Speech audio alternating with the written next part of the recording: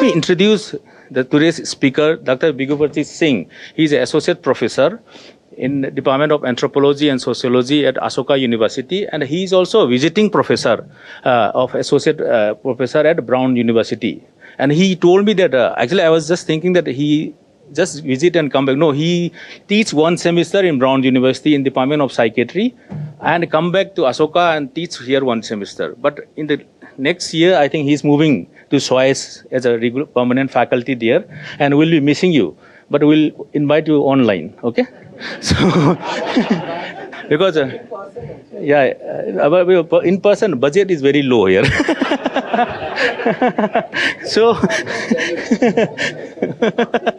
So, and then I just want to read out few of the things, his achievement, that he has done PhD from Johns Hopkins University under the guidance of Professor Veena Das, who is also a well-known anthropologist, and he also delivered distinguished lecture some time back in our university campus. And his first book, that's what I was telling you, that many people know you because of this book, The Poverty and the Quest for Life, the Spiritual and Material Striving in the Rural India, which is published by Oxford University Press in 2015. It was awarded Joseph Elder Prize in Indian Social Science by American Institute of Indian Studies, an award for excellence in the study of religion by American Academy of Religion, and he was a finalist for the Clifford Geertz Book Prize Award. He is one of the recipients of Winogrip Foundation, which is very difficult for many of the anthropologists to get that. And presently he is working. And another very interesting work, which he is a co-editor of The Ground Between Anthropologists Engage Philosophy. That's what one sir was telling about to read this book. And he served as a co-editor of book series Thinking from Elsewhere. And he has published articles on issues of religion, mental health, media, popular culture, in journals including Cultural Anthropology, American Anthropologist, Medical Anthropology Quarterly, Transcultural Psychiatry, and Contribution to Indian Sociology, so on. So in the recent time, he has been working on the project on psychological related books on the waxing and waning life, essays at the threshold of mental illness and health, an anthropological monograph titled Life Unsettled, the Hindu and Muslim Neighbors in Delhi. These are some of the work, eminent work, which are going to come up. And he has been known for, basically, I would say that his turning point started with the poverty and the quest. That's what I keep telling him, that because of this book, you become like a Bahubali among the academicians, because he has been known by many people. Even I know him because of this book. Otherwise, I was not knowing him. But so, and I appeal all the research scholars who are staying in this seminar room to read this book, because it will help you to understand how ethnography has to be written in the modern time. That is what I want to tell. Please do read this book, and you will be able to learn many things from how ethnography has to be written in the modern time. Not the old classical ones, which we respect them, but the style of modern ethnography has changed so much. So if you read Bhrigupati's work, then you will be able to understand that. So with these few words, I can go on, because he sent me one CB, which looks like our MPhil thesis.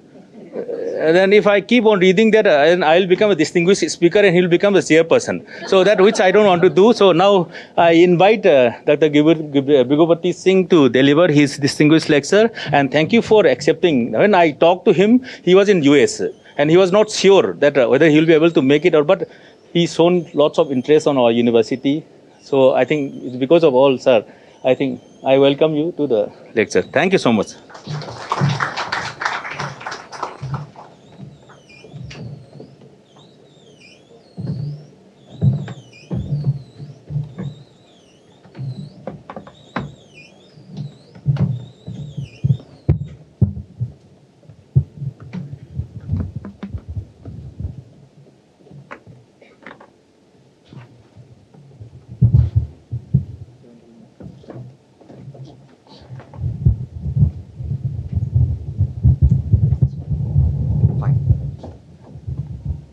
Perfect. Can it be a little higher? Excellent. Great. Yeah. Can you hear me? Yeah.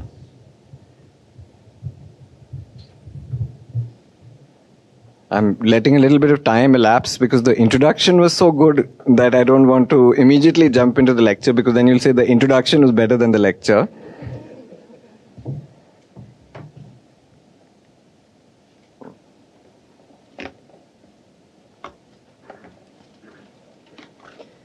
So, good afternoon, everyone. It is really an honor to present in the School of Social Sciences Golden Jubilee Distinguished Lecture Series. As Professor Romesh told me, the other possible lecturers were much older than me. So, I hope I'm honored to be the one you invited from Sociology, Anthropology. Thank you to Professor Jyotirmoy Sharma, and thank you, Professor Romesh, for inviting me, and to all of you for being here, and to my student hosts also who've been so kind. It's really exciting to be in such a beautiful, large campus, and the largest campus in Asia. And it's my first time in this city as well. So it's really a memorable experience to be here. And thank you for such a wonderful and warm introduction. So in today's lecture, I speak to you as an anthropologist, although with a question and a thought process that I'll be pursuing out aloud for the next hour or so. So I hope it'll be of interest to all of you. Because it is to do with a question within the social sciences and hopefully beyond the social sciences as well. It is to do with an event that we all lived through, the COVID-19 pandemic, which we all remember. Or do we? Rather than assuming how memory works, in today's lecture I'm asking, how do processes of remembering and forgetting occur? How do we remember things in relation to global events like the COVID-19 pandemic? How would we discern the imprint, traumatic or not, that such an event leaves within particular ecologies? So as a way to begin this question of how we think about trauma, what kind of events are traumatic or not, and what the pandemic was, let me begin just by introducing you to the book I'm now working on. And thank you so much for acknowledging and discussing poverty and the quest for life. All of these books emerge sometimes from 10, 15 years of work. So you're really grateful that people continue to read it. And so this one I've been working on since 2015, Waxing and Waning Life, Investigations at the Threshold of Mental Illness and Health. The main question of the book is, what are our concepts of the psyche at present? Independent of disciplines like psychology or psychiatry, or from, say, a Foucauldian critique of power, etc.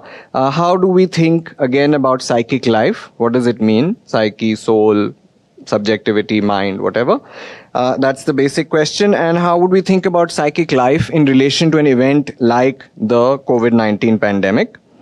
The book is based on fieldwork that I began in 2015 as a visiting faculty member at the Department of Psychiatry of the All India Institute of Medical Sciences, a leading medical school and a major hospital, one of the few remaining democratic health institutions in North India, catering to rich and poor patients alike. While at AIIMS, the key location of my ethnography has been the urban poor neighborhoods of Trilokpuri and Sundarnagri in East Delhi, where the AIIMS Psychiatry Department runs community psychiatry clinics. Both these neighborhoods are infamous in Delhi as spaces of crime and smack addiction, heroin addiction.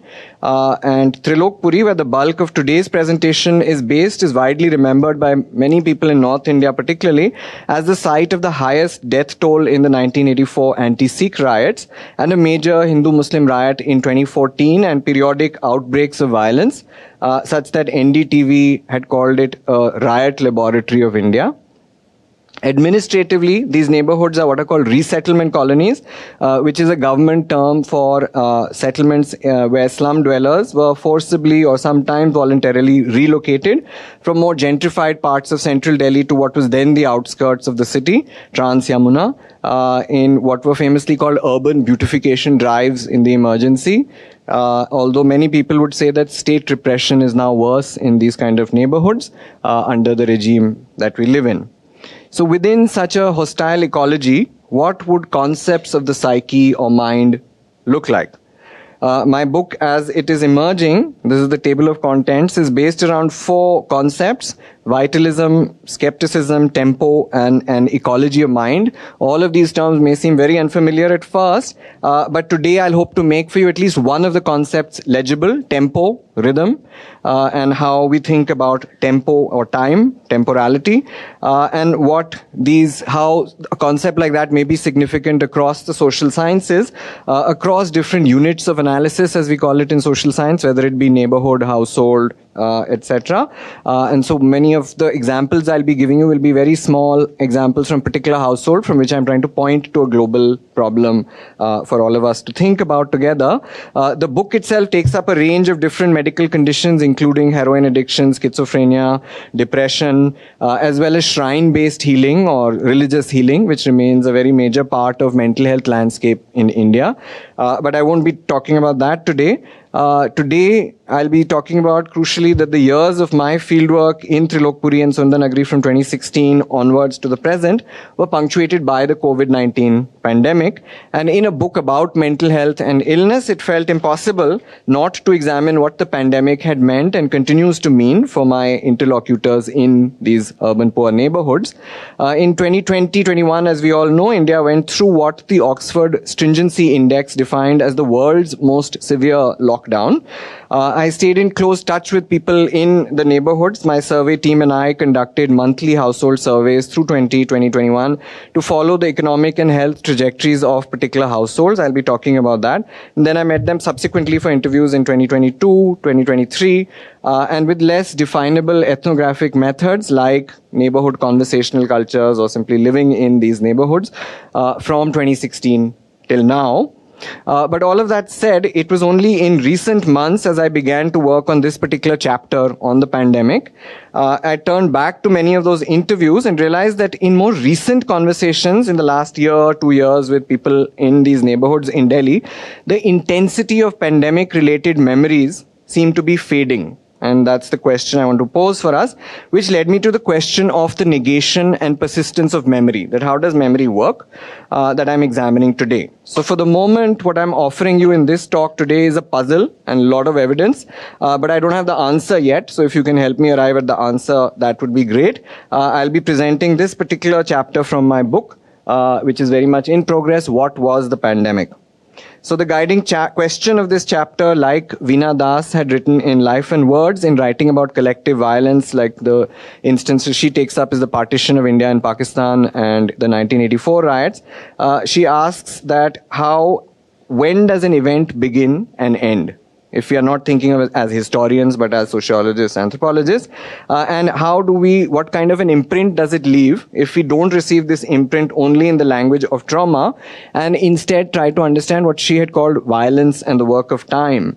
So what has been the work of time with respect to the COVID-19 pandemic? Will it be remembered as a historic event, or will it be forgotten with or without the persistence of medically defined afterlives like long COVID? So I'm not saying medically what will happen. Memory-wise, how will it be remembered? In relation to the title of my talk, which I hope made you at least curious, and as Professor Romesh said, it is like Bahubali, APASMARA, the negation of memory. So I'll briefly introduce you to APASMARA, a demon, who more than the myth, as I see it, offers a concept around which this talk is organized. And after introducing APASMARA, I'll briefly set out the structure of the talk and the particular COVID-related issue I want to offer you.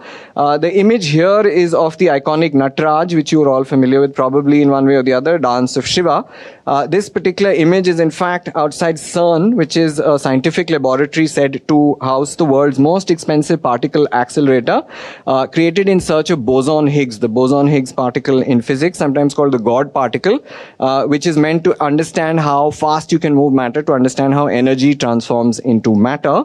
But rather than a myth, I'll offer you the meaning not so much of Shiva, but of APASMARA, whom he suppresses in his dance, which is meant to symbolize the rhythm of existence. So smara means remembering, like the Hindi Sanskrit word smaran, to remember, and the prefix apa, like the English non-existent, non-literate. Apman in Hindi, for example, means the indignity. Apasmara would translate as the negation of remembrance. And simultaneously, in Ayurvedic literature, apasmara also translates into what we would now call epilepsy. So as such, apasmara might be thought of along these two poles of negation as anti-memory and negation as being overwhelmed by fitful, excessive rhythm. And so in order for existence to proceed rhythmically, or ordinary rhythms of existence, Shiva has to suppress but can't kill apasmara.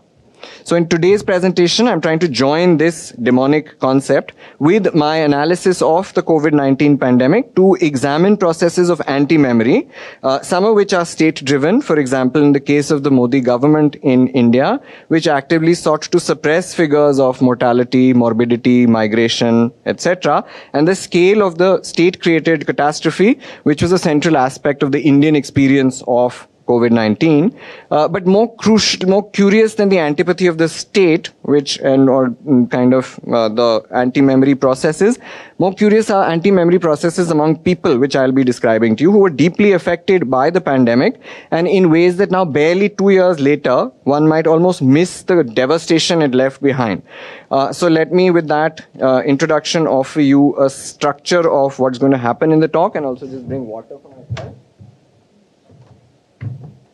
So to begin with, I'll examine the kind of global nature of the pandemic and ask how it was interpreted. Taking a step closer to India, I'll ask what kind of a national event it was in ways that are it can be interpreted as a catastrophe. For instance, as many have called it, the largest forced migration in India since the partition of 1947. In earlier work, I argue that anthropology begins with first impressions. That's we first just begin to perceive a place. And those are not necessarily false, but after first impressions come second impressions, which may, for instance, be a more localized counter discourse as we begin to understand how people talk about an area they live in.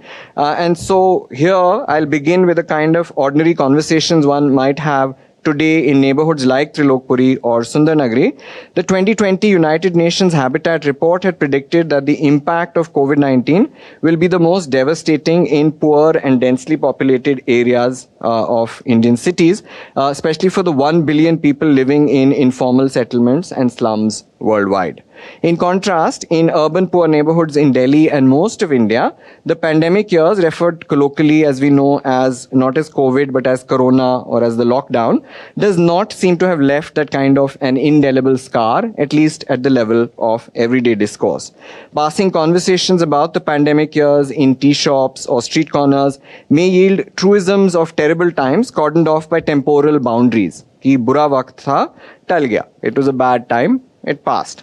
To the firmly held belief among many in the Indian urban poor, कि corona हुआ बड़े लोगों को. It happened to rich people. It was a rich people's problem. Second impressions, I'm saying these are second impressions, people's ordinary discourse. These can be as contestable and as true as first impressions. Based on these second impressions, I allow myself to entertain some doubts entering the realm of APASMARA. Will the pandemic be remembered as an indelible time stamp of 2019, 2020, as many people had argued? In India, will Corona be remembered primarily as a time not of an epidemic but of economic distress due to the state-enforced lockdown that extended across 2 years? So rather than taking either first or second impressions as final, I ask how we might move beyond street or scholarly doxa, in this case, which would be either a uniformly remembered global event or alternately street corner impressions of a bad time that is now past. So I'm saying it's neither of these, but how does time pass and for whom with respect to the pandemic? Methodologically, I'll ask what kinds of optics and methods anthropology might offer to move beyond first and second impressions. What are our measures of health and well-being? A step closer to my own measures, from 2016 to 2023, I've been tracking 64 households in Trilokpuri and Sundarnagari. So hopefully some of the talk is going to offer you some thoughts on methods as well. And a smaller sample of 10 households that my survey team and I kept track of through 2020, 2022, tracing their monthly income, and the stoppage of income and expenditures and illness events, and the particular number of deaths in each of these households. After the lockdown ended in 2022 and then 23, I returned to each of these households with summaries and graphs of their household economy in those years and the distress events that they had been through. So in the last section of the talk, I'll try to retrace those months and recollect shards of the catastrophe and experiences of fever and fear and hiding and the varieties of economic distress in those households. As the philosopher Sandra Logier points out in her writings on the COVID-19 pandemic, a crucial reality of those years, and most sharply eclipsed, was the gendered or the intensification of gendered labors of care. This form of obscuring is visible even in some of the best social science literature to have emerged subsequently on the pandemic in India.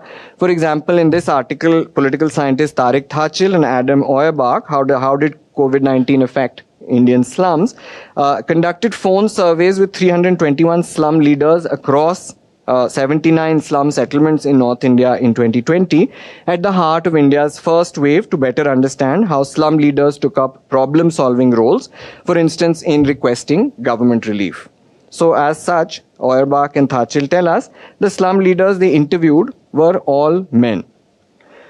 Somewhat apologetically, they suggest that a crucial but understudied path for future research would be to examine the gendered impact of the pandemic in slums.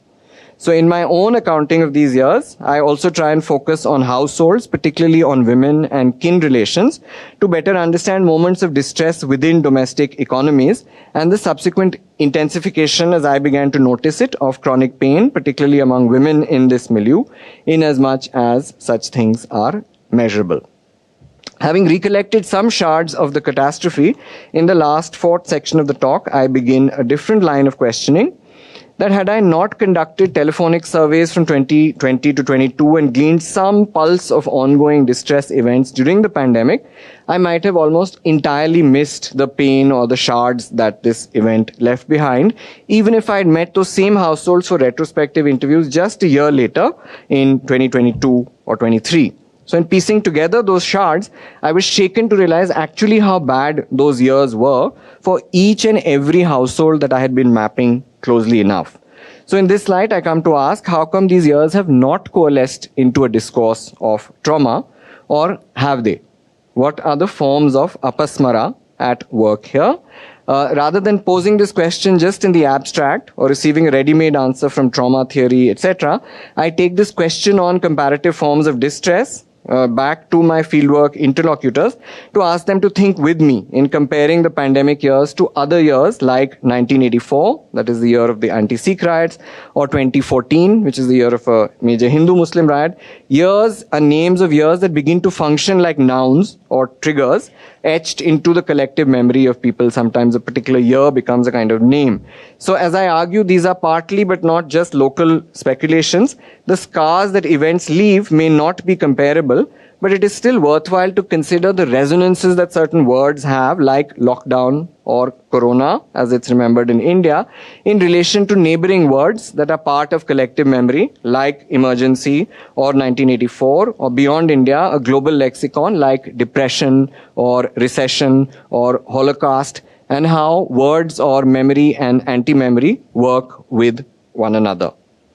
So with that kind of a structure of the argument in mind, I begin very briefly by introducing and asking the question that what kind of a global event was the pandemic?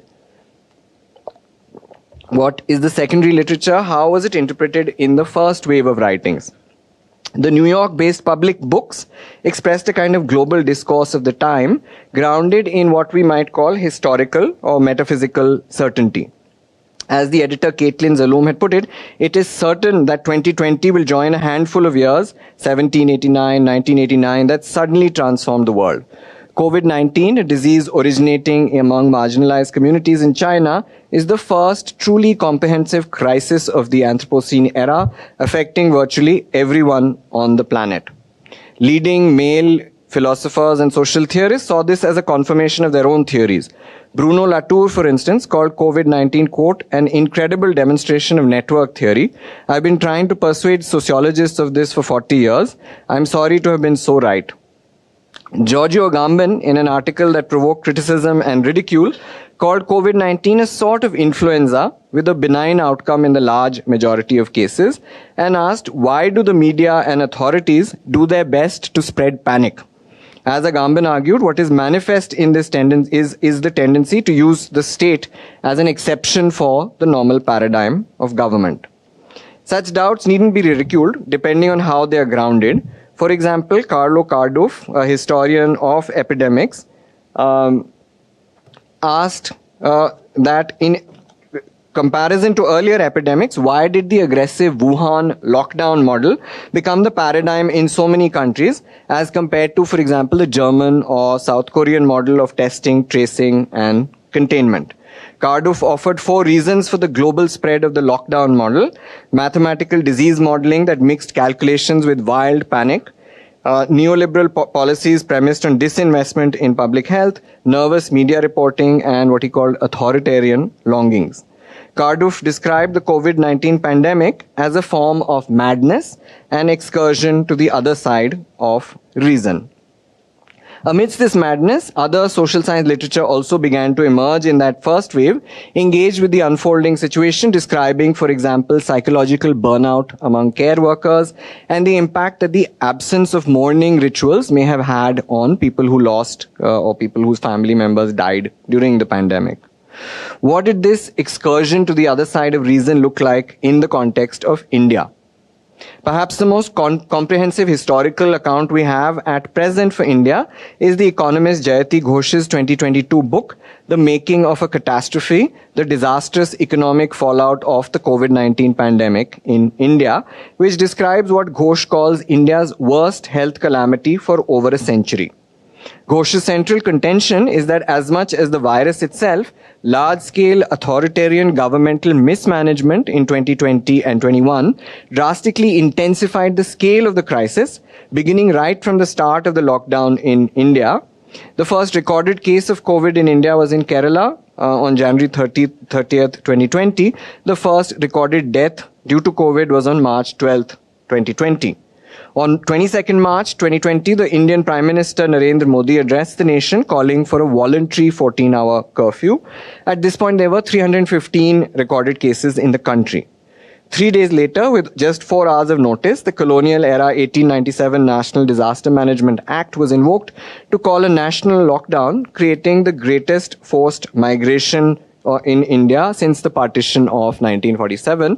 And some of you will remember these images, of course, with migrant workers across the country trying to make their way home across thousands of miles with no transport, and wrenching images that circulated the world over. The Oxford Index, as I said, described this as the world's most stringent lockdown, enforced like a military curfew, in line with the kind of shock and awe tactics that the right-wing Modi government is well known for. As Ghosh argues, the stringent lockdown didn't necessarily at all stop the spread of the disease.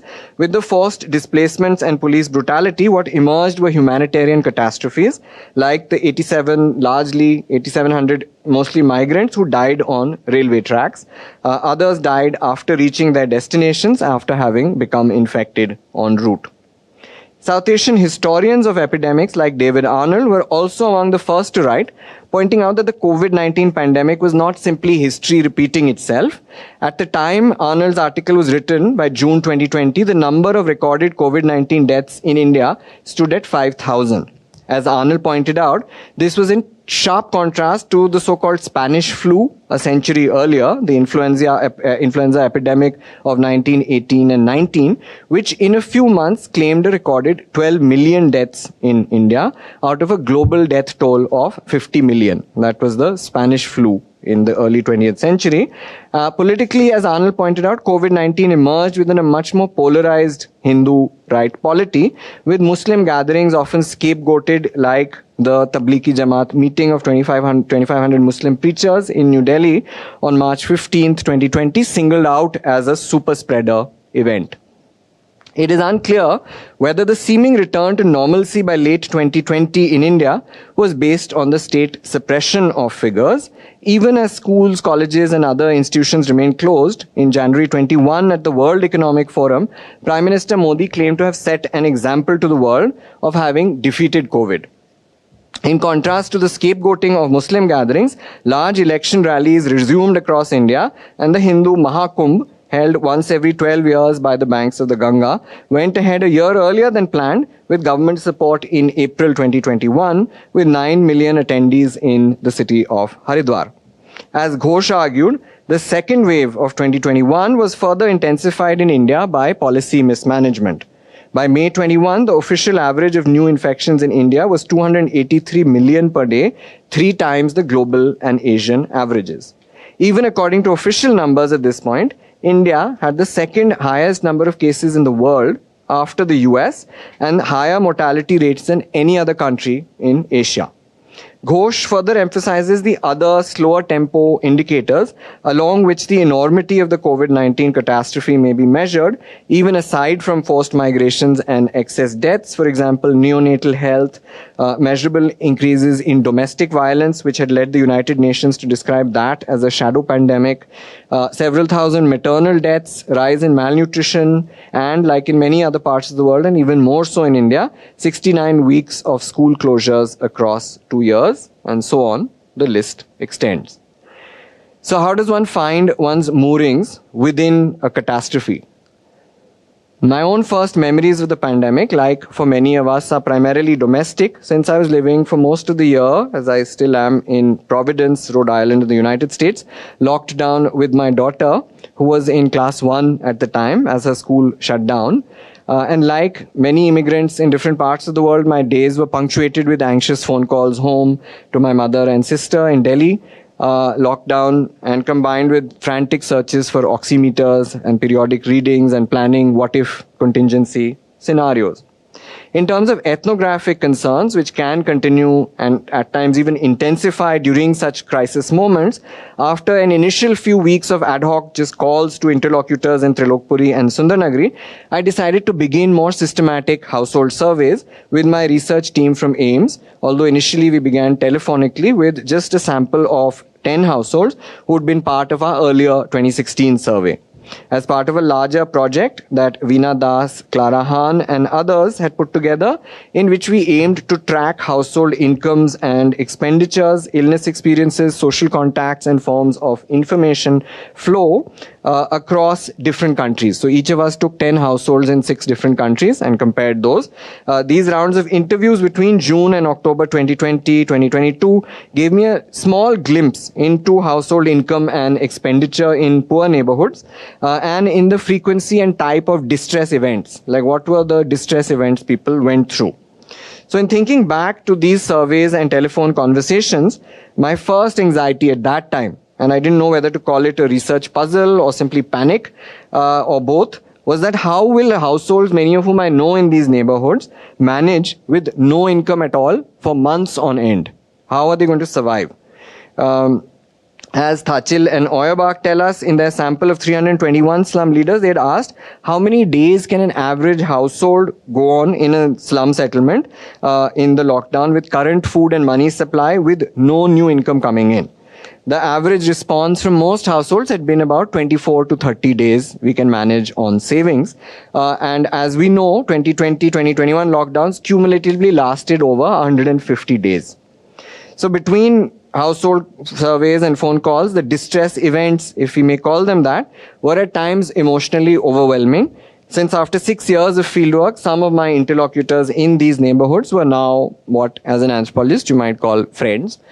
So just to give you a brief, before I give you a few examples of distress, let me give you a brief anthropological feel of what a urban neighborhood looks like, because this poverty and the quest for life helped me understand much better how to think about cities also as caste groups, and how strongly neighborhoods in Indian cities are organized by caste, basically, like villages. So in the most crucial factor, in a way, structuring composition in Indian cities remains caste. And rather than just an abstract category of the urban poor, the seemingly anonymous so-called slum dwellers who are relocated in Trilokpuri, Sundarnagari, etc., all belong to the lowest castes of the Hindu and Muslim social hierarchy. And as most of you hopefully have studied in your thing on caste, Muslims also have caste, although we may not think so. So in that sense, a lower caste geography of Delhi is better understood if we look at resettlement colonies. There are 55 resettlement colonies across Delhi, each of which have an average population of 200,000, and Trilokpuri is 170,000, Sundarnagari 70,000. In terms of caste, the dominant group numerically in Trilokpuri are the Balmikis, the so-called sweeper caste, the lowest in the Hindu social hierarchy, whom Gandhiji had called Harijans. Trilokpuri is divided into blocks from 1 to 36. Most blocks in Trilokpuri are known as either Balmiki or as Muslim blocks, and this is in the heart of northeast Delhi, where the Delhi riots had happened, etc. And the heart of my research is located in two adjacent blocks of Trilokpuri. Block 27, largely Muslim, separated by just a street from the Hindu Balmiki block of Block 28. Occupationally, nearly every city sweeper across Indian cities, all Indian cities and Pakistan, by the way, are Balmiki, Hindu Balmiki by caste, by and large. This may sound ambivalent given the enduring hierarchies of labor, but to be a state-employed sanitation worker with a stable, salaried profession and a middle-range income can sometimes be life-sustaining in the landscape of the urban poor, with about 35,000 per month for a permanent employee and half of that for a temporary employee. Muslim families in Block 27 are often linked also to the waste and recycling economy, or so-called informal economy, as butchers or meat shop owners or painters or carpenters, electricians. So what we have, which is the topic of the next book I'm trying to write called Riot Laboratory, is that we have a kind of social laboratory of a sort, Block 27, Block 28.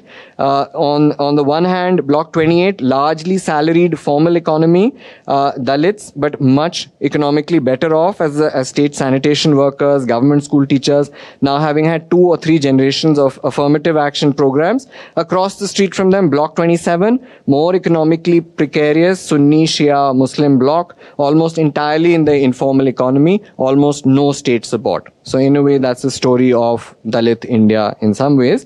The other resettlement colony, Sundar Nagari, is a more mixed neighborhood, but also composed primarily of lower caste Hindu Muslim families. So I'm giving you this social map to zoom you in from the global to the national, now to the neighborhood picture and the household picture of the COVID-19 pandemic, which for me is the most difficult, or what we as anthropologists bring to the table. Because these often are below the threshold of statistics, below the threshold of news, and yet akin to a catastrophe. For instance, with Asif, one of my closest friends and interlocutors in Trilokpuri, who runs a street-side kebab shop with buffalo meat at the intersection of Block 27 and 28 in the heart of the so-called Riot Laboratory. Asif and his wife Shabana have 3 children and live in a one-room apartment in Block 27, which Asif had purchased in an informal agreement with a former friend, still his neighbor, against whom he's now been fighting a court case for the past 8 years after their informal agreement fell apart.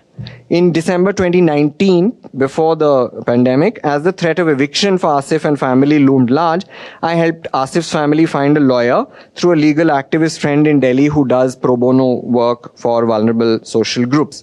In January 2021, my lawyer friend and his family got COVID, and as a result, he missed a legal notice on the Delhi High Court portal, and on February 21st, 2021, Asif and his family were evicted from their home days before the second lockdown. I woke up that morning in Providence to 11 missed calls from Asif. By the time I called back, their household belongings were entirely on the street. During the eviction, Asif's wife tried to kill herself by hanging herself from the ceiling in their former apartment, but thankfully her children found her in time and talked her out of it. As they tried to look for a temporary home, Asif called me almost every day. One of the days he said, should I sell my kidney in a local informal organs market, since he was being offered 60,000 rupees for it. I managed to talk him out of it by outlining the future health complications this might cause, and sent their family 10,000 rupees as a bank transfer just for the first 2 months of rent. Other distress events were differently sharp. Rais, also Muslim, the head of one of our survey households in Sundar Nagari, runs a small karkhana production unit from his home making belts. In June 2020, Rais's wife Fatima was making tea on their kitchen stove and her clothes caught fire. Rais and his brother took her from one hospital to the next, but no one would admit them since no beds were available, and trauma units, anyway, as most of you will remember, were not admitting burn victims in any case. 2 days later, Fatima succumbed to the burn injuries and died. Alongside deaths, other distress events that our surveys in those pandemic years recorded were often to do with moments of complete economic desperation. Most households in formal surveys, when you sit down for a household survey, will be recorded as male-headed, even when a wife or daughter is the primary income earner. So in one such Muslim household, Rehana slowly became the primary income earner after her husband, a driver, had an accident in 2019. In our telephonic household surveys in May 2020, I learned that Rihanna had sold a water storage drum, that is those Syntex tunkies, a water store drum for 200 rupees. In 2020 June, she closed her bank account which had only 800 rupees in it. The bank officer had told her that she would be charged a fine of rupees 150 if they closed the account, but she closed it nonetheless to get the remaining 650 rupees. We were sending each of our survey households rupees 1,000 per month as a participation incentive in the surveys at the time, which initially felt like a small amount, but at that time it was certainly not. At times, with distress events like Rihanna, we would send more, but it still felt like we were sending little sails to boats in a very turbulent storm. So if we think of time or temporality, like the dance of Shiva, that sometimes but not always manages to suppress the fits and negations of APASMARA, then we might ask, what did ordinary tempos look like within Trilokpuri and Sundarnagari, taking even the pandemic years not just as a permanent state of crisis or distress. Another year passed. In October 2022 and more recently September to December 23, I returned to the larger sample of 64 households in Trilokpuri and Sundarnagari and to each of our 10 pandemic-related survey households for interviews, visits, surveys, etc. How does one convey apasmara at rest or in action or anti-memory or offer evidence for forgetting? Forgetting or receding is not necessarily a bad thing. Some homes slowly found their bearings again. Asif, Shabana and their 3 children are now living in a larger, better lit, still one-room dwelling in Block 27 in Trilokpuri on a rent of rupees 5,000 per month from Shabana's cousin in Old Delhi who helped them during the pandemic. 6 months after Rais's wife Fatima died of burns, her family agreed to let Fatima's younger sister marry him. As I ate a warm dinner of biryani, not as good as Hyderabad biryani, but Delhi biryani in their home in December 23, Rais and his newlywed wife seemed happy in as much as one can discern such things, and yet spoke affectionately about Fatima. In reviewing such distress events 2 years down, I sat down to interview Rihanna of the storage drum in December 2022. Her 3 children, who are 16, 17 and 11, crowded around us to be part of the interview. How were the corona years for you? I asked the children. Oh, maza aaya. It was fun, the 2 younger ones said in unison. Rihanna laughed. It was fun for them. They didn't have to go to school and would spend the whole day playing. I was particularly fond of Rihanna's eldest daughter, 16-year-old Falak, who had told me about her ups and downs in school. Our survey forms recorded that Falak had fever in August 2020. Rihanna said this was because she was worried about schoolwork, and once school tuitions resumed, she got better. I asked Rihanna, now 2 years later, 2022, remember you had closed your bank account in 2020 for 800 rupees despite the fine. What did you use that money for? We bought books for Falak's tuition, she replied. Unexpectedly, I teared up. She has a very nice tuition sir, Pankaj, a Hindu name. There is a book for 300 rupees. I got that book for Falak, but he'd also already bought it for her on his own. Yesterday, he made her speak in class and made the whole class clap for her because she spoke after 2 months.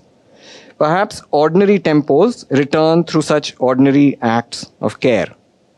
By 2023, as I resumed weekly visits, the pandemic had begun to feel more distant, an ambivalent topic of conversation as and when and if it was brought up. One of the most popular street corner conversationalists in Block 27 is Babban Bhai, who runs a biryani shop next to my friend Asif. Mera corona to ash mein kata. My corona years passed in great luxury, he said jokingly. I am a homeowner, so friends would call to help. But there were others who pretended to be landlords. You could see them lining up for rations. Unlike in parts of Europe and the US, in India, as we know, there were no pandemic time financial stimulus packages. But at the time, erratic government food rations of 5 kgs wheat, 5 kg rice, 1 kg vegetable oil, box of salt had been a crucial source of support for many Hindu and Muslim households in these months. Even those who were sharply affected had retrospectively less charged narratives. Itna bhi bura nahi tha. It was not that bad, Asif's wife Shabana said. Bura tha, it was bad, Asif interjected. Have you forgotten? Yes, these days I forget a lot, Shabana added. She had developed recurrent respiratory difficulties in the last 2 years, which she euphemistically termed as nazla, and inflammation. Some would draw comparative boundaries of other places that had been badly affected. In India, it wasn't so bad. America mein bahut bura tha. In America, it was very bad. Others would draw more local boundaries with affected neighborhoods. In Seelampur, further north in Delhi, there's a Shamshan Ghat, a Hindu cremation ground that was overflowing with dead bodies. Here in Sattais, block 27, no one was harmed. Children used to play on the street.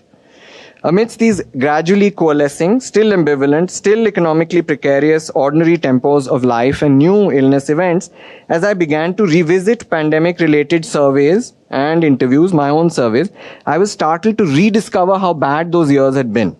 How bad was it if one were to make a contention of catastrophe at this more granular neighborhood and household level, different from the national aggregates described by Jayati Ghosh and others?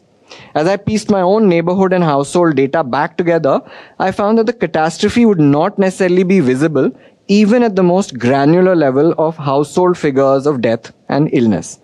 In a neighborhood like Trilokpuri, where lives are deeply intertwined with one another and gossip is very much a part of the fabric of life, a large outbreak of deaths and illnesses would have been impossible to hide in all these years. Most of us know that in places we live. That said, the ordinary toll of deaths in these households was itself quite large, which we could keep track of through surveys and interviews. For instance, among the 64 households I resurveyed in 2023, which we originally surveyed in 2016, 37 persons had died between our two household surveys. In these households, in 2016, we had done WHO quality of life surveys and with one man and one woman in each household. So from our original sample of 2016, 140 interviews, 23 people had died. I was able to conduct interviews on the cause of each of those deaths to ascertain what the cause was, which ranged from heart attack, stroke to TB, drug overdose, murder, with not a single death claimed to be COVID related. As with mortality, so with morbidity. If we were to track specifically COVID outbreaks in these households, only 8 of the 64 households across these neighborhoods reported having episodes of COVID. I emphasize reported because as the years passed, some of my interlocutors became a little more comfortable retrospectively discussing household illness episodes, which they'd kept hidden out of fear. I quote without naming the household, in June 2020, 3 of us got fever, but we managed with Giloi, a herb that had restorative properties, many people thought, and kadha, ginger garlic broth and medicines. We kept it hidden out of fear that we would be taken away. Many people were scared even to download the Arogya Setu app, the state-mandated COVID tracking app, you'll remember. That said, it was not that COVID cases in these neighborhoods were entirely secret or stigmatized. Many reported how particular blocks were sealed, such as the relatively affluent block 34 in Trilokpuri. Others described vaccination sites, COVID testing centers nearby, etc., as well as more distant family members who had suffered and members of their own households who had worked as frontline workers. The 8 households in my sample who explicitly reported being COVID positive discussed it openly, although our discussion took place now 2 years later. Retrospectively, in our surveys in November-December 23, out of 64 households, 21 households recalled the pandemic as a time of significant distress for their household, 13 claimed minor distress, while 30 households recalled it as a time of no distress, even as 12 of these households clearly showed very significant financial or other forms of stress in 2020.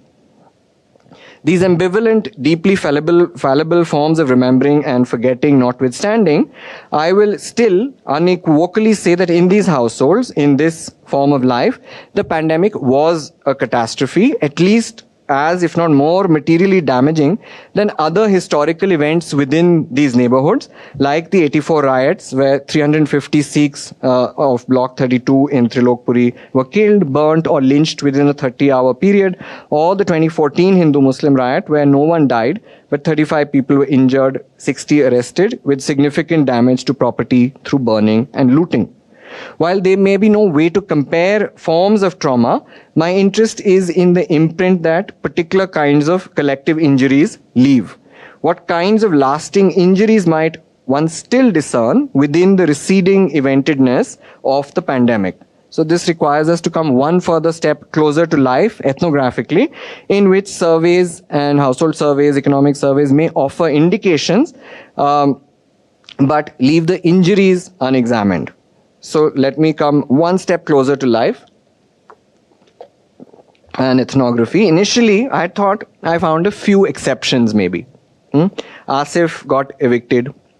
Rais's wife died. Rehana's husband got injured. But the closer I got to those months with specific households, such as these 10, every household seemed to be an exception and was left with significant, often lasting injuries from those years, even when they reported minor or no distress. I tried to understand what patterns of non-injury might look like and who were those who managed well enough in those years. Maybe I'd focused too much on Muslim households at the lower end of the informal economy who are precarious in any way. So maybe I should think more about upper caste Hindu households. So in order to explore this thought, I went to meet another favorite interlocutor of mine in Trilokpuri, popularly known as Babbe, from the high-status Punjabi Babbar caste, like the actor Raj Babbar. Babbe had first attained renown in Trilokpuri during the 1984 anti-Sikh riots, as he would protect Sikh families by hiding them in his bus. He was a bus driver at the time. As I came to Babbe's house in block 36 of Trilokpuri, I was told by a shopkeeper that he had moved. Moved where? Are you from a bank? The shopkeeper asked me. I googled myself on the shopkeeper's phone to prove to him that I wasn't from a bank, but a professor writing a book about Trilokpuri. He seemed convinced and drew me a map. Go to this grocery shop in block 34 and they'll tell you where Babbe lives. I followed the map and went to the shop in block 34. Same routine followed. Are you from a bank? I googled myself and showed the shopkeeper the results again. Babbe lives upstairs, he said. I knocked on the door and Babbe's son answered. Babbe recognized me and laughed. How long did it take you to find me? 10 minutes, I replied. He said, the neighborhood protects me. That's the power I have here. If they thought you were from a bank, you wouldn't have been able to find me in 10 years. Over the next 2 hours, Babbe described all that had happened to him over the course of the pandemic. When I first met Babbe in 2016, Uber had just begun in India. Taking advantage of the newfound popularity of Uber, over the next 4 years, Babbe bought a fleet of 10 cars. All the cars were on loan, he added. Then once Corona began, the cars got parked. A few of the drivers started misusing the cars and stopped paying me the monthly rental. One by one, I had to return each car.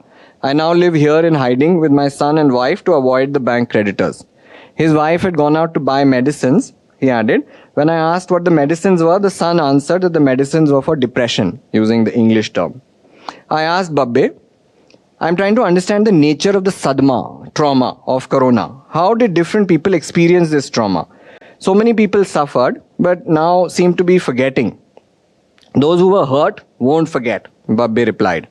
Do you think people will remember Corona the same way they remember 1984 after 30 years? Yes, people will remember. 1,70,00,000 people died during COVID. I can show you the figures. But in your experience, the way you recounted the history of Trilokpuri to me the last time, what has been the most traumatic event, even in your memory, of this neighborhood? Corona. Worse than riots? Yes, worse than riots. There is Corona, but the government is even worse. The current government? Yes, he says. When onions were priced at rupees 50 per kg, people clamored to get rid of the Congress. Today, onions are sold for 100 rupees per kg and tomatoes for 300 rupees. Why does no one say Modi ko hatao? Get rid of Modi. Colloquial though Babbe's phrasing is, he was making an important political point in the realm of APASMARA, if we take this to be a form of political memory as well.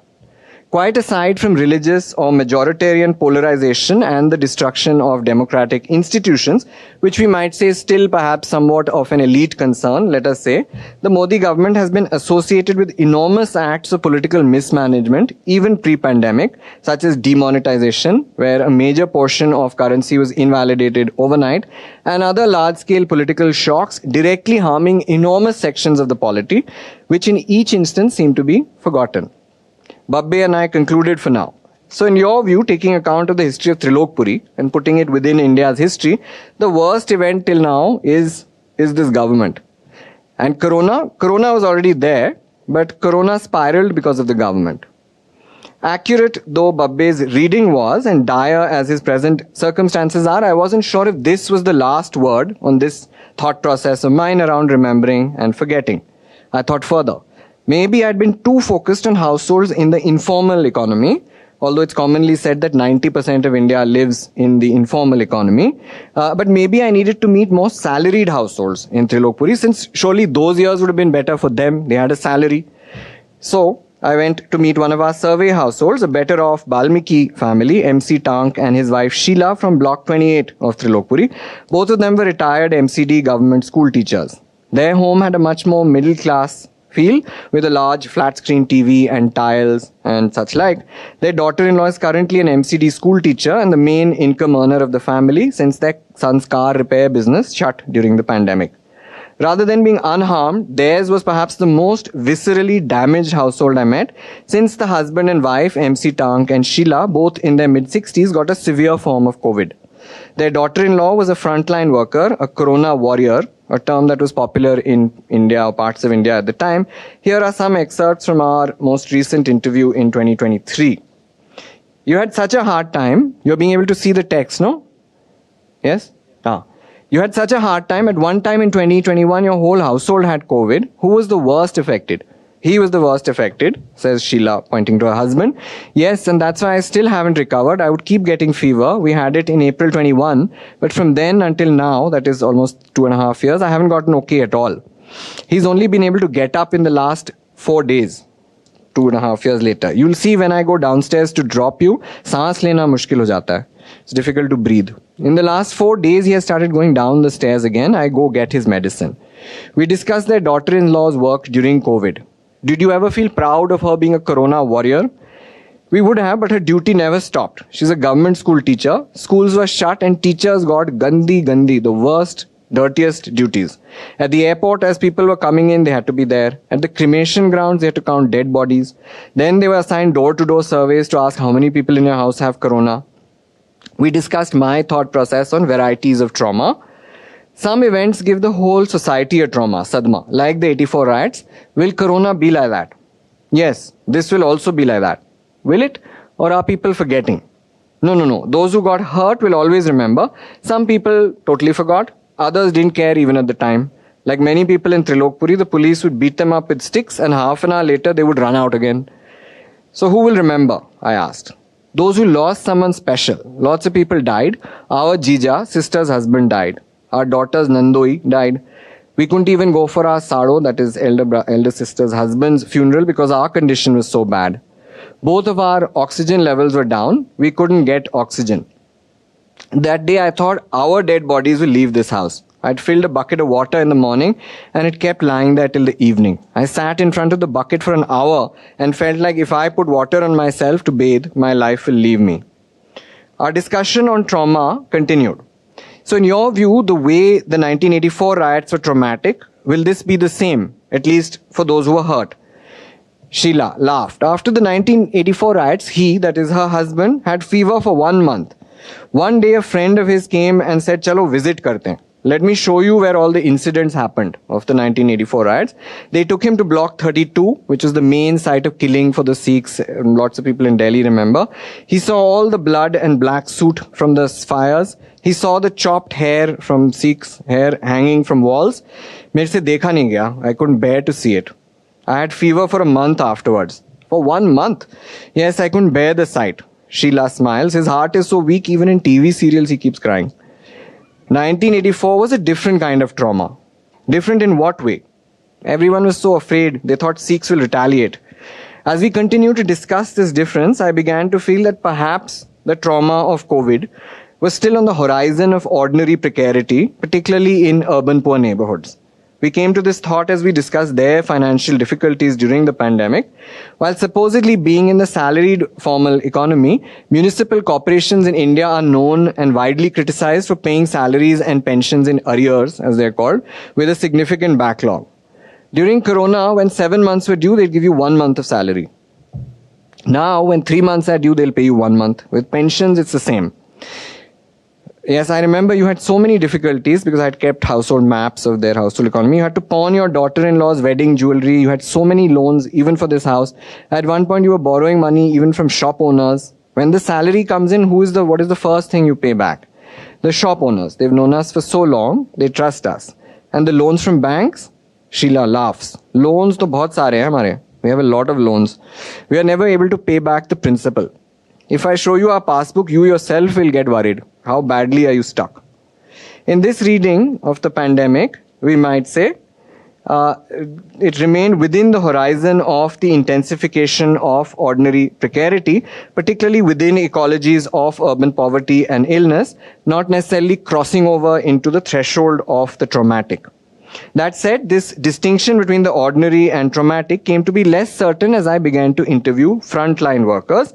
Here I'll head towards a conclusion with one last ethnographic instance of the pandemic, but more than pandemic time term from within the lexicon of Trilokpuri and Sundarnagari, which leaves the pandemic more continuous with memories of collective violence, particularly if we were to focus, as many of our scholarly and ethnographic interlocutors from Jayati Ghosh to the now in hiding Babbe and to MC Tank and others emphasize, namely the role of the state in escalating the crisis, not only in forced migrations, but in many other ways in which those years might be said to have left enduring scars in these households. So one last such household, Rizwan and Sabina, Muslim household living in block 27 of Trilokpuri. As with many other households, Rizwan and Sabina faced a significant economic spiral as Rizwan, a driver, had to return the car he had on loan and drive an auto rickshaw, which posed various difficulties for them, since both of them scored quite high on an initially less visible phenomena that I began to also track in our post-pandemic surveys, namely the high prevalence of chronic pain reported by our survey households. Rizwan was cheerful about those years though. I used to take many COVID patients for free in my auto to help them. Cheerfulness notwithstanding, from them I got a deeper sense of a key emotion or atmospheric affect of those years, khauf, fear. The people who had it worst in Trilokpuri were the kirayedars, renters. Many landlords tortured and evicted people who couldn't pay rent, Sabina added. I had thought that Asif was the exception, but this was not the case as I found other such households. Crucially, Sabina, within Rizwan Sabina, is part of a relatively new phenomena within majoritarian India, which I'm slowly beginning to track and will hopefully write a chapter on, namely the co-optation of Muslim women by a predominantly Hindu police force within these neighborhoods through a semi-official post of police mitra, friends, which gives such appointees a mix of power and vulnerability. So as Sabina described it, I was interviewed by the Mayur Vihar SHO, station head officer, for the post of a police mitra. I was selected to distribute food from the police to corona patients at the Loknayak hospital.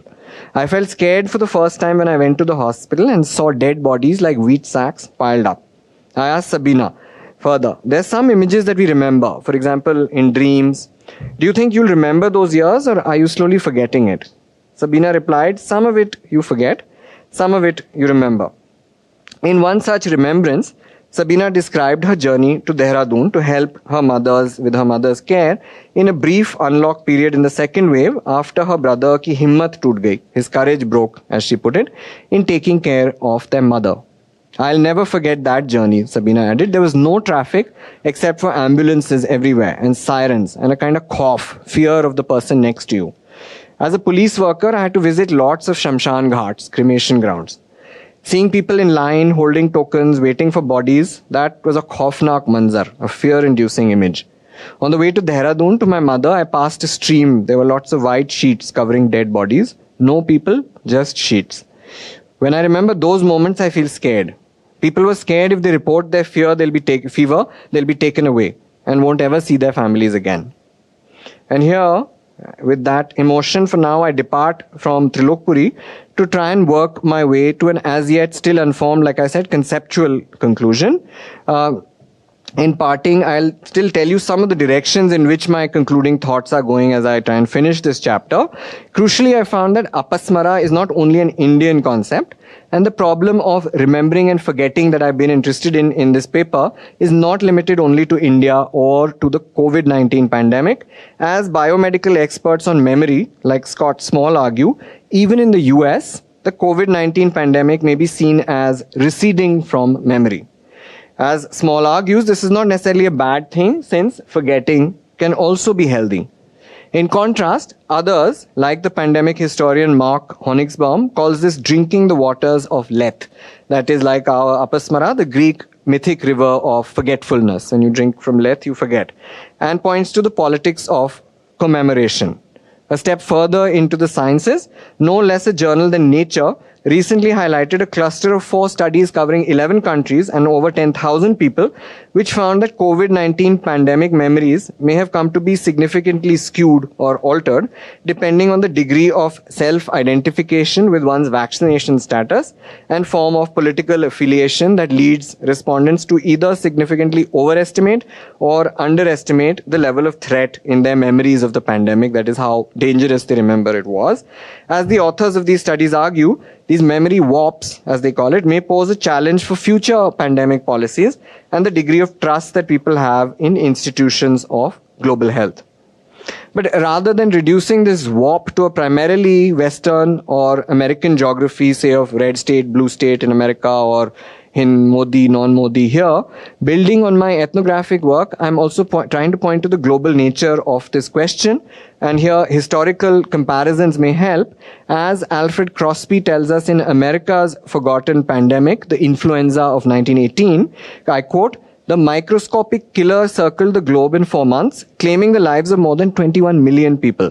The United States lost 700,000 people to the Spanish flu in 1918, more casualties than World War I, World War II, the Korean War, and the Vietnam War all combined." That's the American influenza epidemic of 1918. According to Crosby, the principal cause for the forgetting of pandemics in the US and elsewhere, according to him, in that phase was World War I, in which deaths were subsumed within the war, at times lending them greater dignity as martyrs, soldiers, etc. End quote. I don't think this is the right answer, even for the American in 1918 pandemic, but I don't necessarily have the right answer yet, as I'm telling you. My interest here, as with my conversation in Trilokpuri on memories of the pandemic and 1984, is to do with the contrast of scars and triggers that other historians have also noticed. For example, as David Arnold points out with the 1918 influenza epidemic in India, I quote, "The massacre at Jallianwala Bagh, where 500 people were killed in April 1918, did far more than influenza's 12 million recorded fatalities in India to propel it into an age of mass nationalism and anti-colonialism. That is, 500 deaths in Jallianwala Bagh versus 500 million deaths in influenza. The Jallianwala Bagh is much better remembered than the 12 million. That's the issue I'm interested in.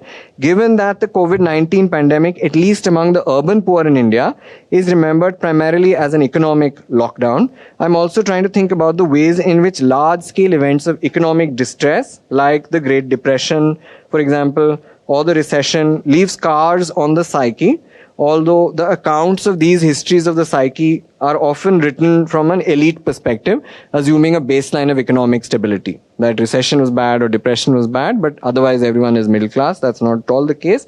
Conceptually, I don't think of these scars as what trauma theorists have called unclaimed experience. It's a famous trauma theory where the subject in some ways misses the event at the moment that it occurs, but it returns later as a return of the repressed. That's one famous trauma theory.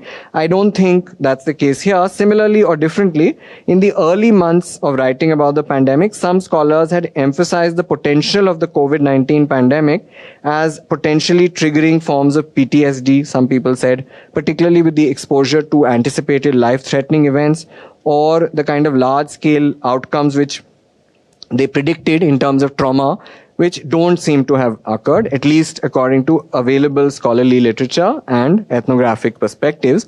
For epidemics or pandemics, sometimes non-remembrance is partly to do with what historians of epidemics or medical historians describe as the particular or peculiar tempo of endings, as it shifts from a crescendo to gradually becoming endemic. That is the tempo of a pandemic. It gradually becomes endemic. And that's one argument on why it's forgotten. At times, even crescendos may be muted, as Crosby says in the case of the United States, by what he calls governmental gag orders on media coverage, which was partly the case for many countries in the 1918 influenza epidemic, where Spain was the only European country to openly or properly report its dead in 1918, as a result of which, unfortunately, it came to be called the Spanish flu. Similar gag orders can be seen in the case of COVID-19 in India, although forms of public memorialization and art did also emerge around the pandemic. For instance, this courageous image by Caravan, the Indian magazine, and other forms of digital art that circulated at the time, like this painting of stranded migrants with middle-class observers looking on, or popular images of Mother India battling coronavirus, etc., or street art sculptures depicting corona as a demon. Although it remains unclear what force or resonance or impact on memory these images will retain in the future, as the pandemic comes to be consumed or not by a different demon that I am calling APASMARA, the negation of memory. That said, as I emphasized at the start, APASMARA doesn't only mean the negation of memory, it is also an epileptic fit, and which remains underfoot. In a novel historical argument, the pandemic historians like Benny Biner and Honigsbaum have emphasized that rather than being forgotten, actually the 1918 pandemic has slowly grown in stature, generating recurrent new waves of scholarly writing, but also unconsciously remaining in public memory. That is, in our idea of what an epidemic is. For instance, in perceptions of risk in public health policy and less articulable memories of mass deaths or just unconscious memories of contagion, etc., which may have been a spur to the enormous Wuhan-style global lockdown of 2020 and 2021. Aside from states and policy, how is popular memory preserved? Learning from APASMARA and from Shiva's dance, we might say that tempos, however distant, can take the form of play, even children's play, such that memory of traumatic events might sometimes persist in ways that are yet unmade or still in the process of being made for the COVID-19 pandemic. A famous instance of such memories from times past or not yet fully past is the British rhyme, with its eerie seventh seal-like children's dance, which migrated to so many parts of the world, which many of you might have played. Ring around the roses, a pocket full of posies, a tissue, and we all fall down. Or the even more eerie American rhyme, a memory of 1918. I had a little bird, its name was Enza. I opened the window and influenza. Thank you.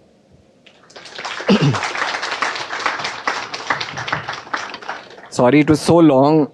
It's still in progress. And sometimes, as the famous Oscar Wilde thing, I didn't have time to write a short letter, so I'm writing a very long letter. Thank you, Dr. Bhrigupati. I think it's been excellent ethnographic anecdotes which you have put, and it make it very interesting. I think that's what everyone was glued to your lecture. I could see that, and I am the last person. Generally, I listen to this kind of lectures. Sir knows that, but today I have listened to full of your this thing. And thank you for this excellent presentation. That's what I keep telling that anthropology should have this skill. How small data are projected into the global level. This is what you have proven today. Thank you so much for that. I think now with our Dean sir's permission, I think we'll take a few questions. Sir, no questions? Few. We can take questions from the audience here if you have any questions. And well done.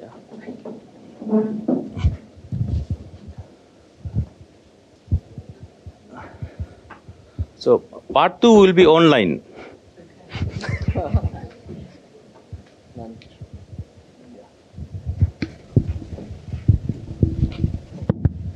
Thank you. It was a wonderful presentation. So it also brought back a lot of memories of COVID for all of us. I think you reminded us what not to forget and what to forget. But I was trying to look at the issue around erasures, of how various institutions or the state facilitates the erasure.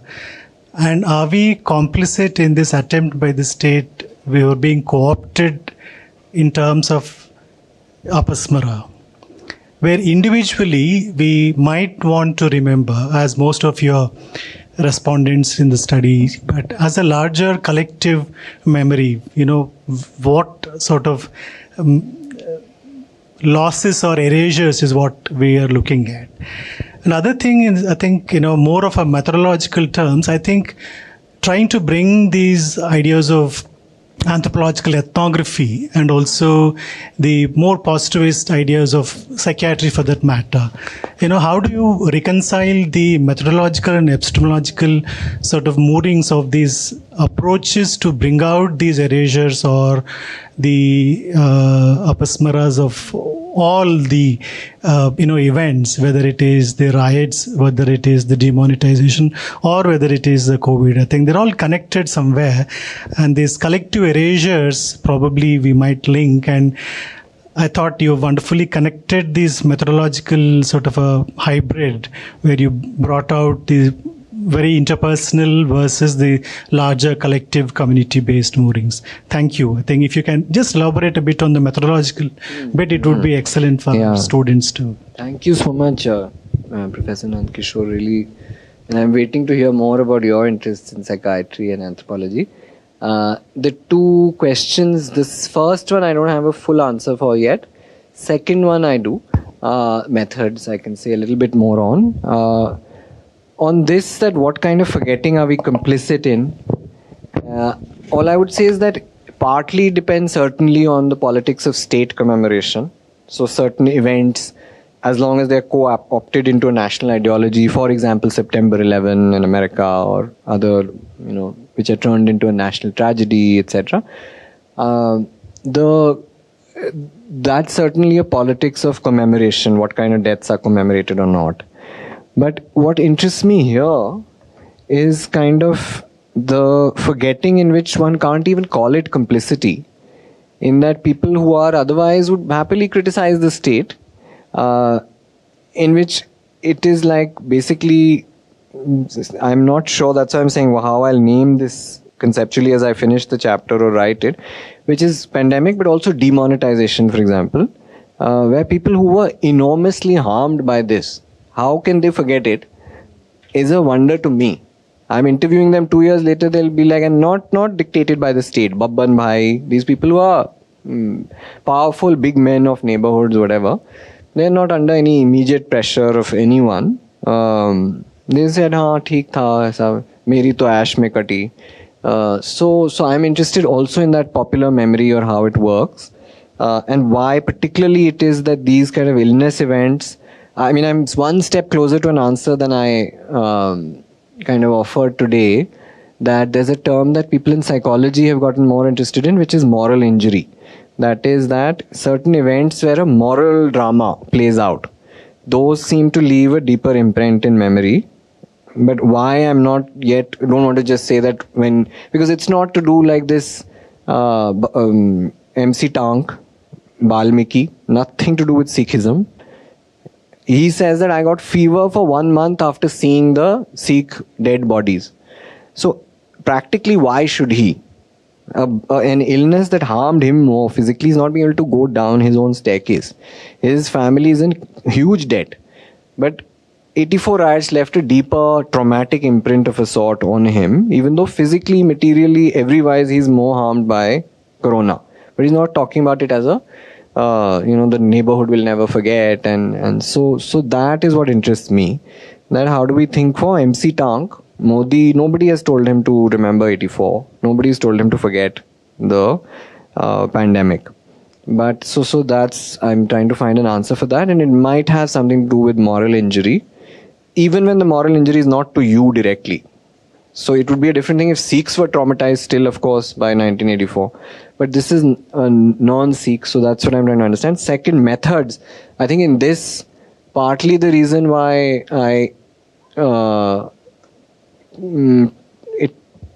in a way, the gift that we have in social science, in anthropology, is that we don't have a roster only of ready-made methods. Sometimes we have methods from other disciplines as well. So this was based partly on household surveys, in which I realized that one luxury maybe we have as faculty, we don't have as PhD students, that in a PhD I had 18 months, which is a long time, but everything had to finish in those 18 months.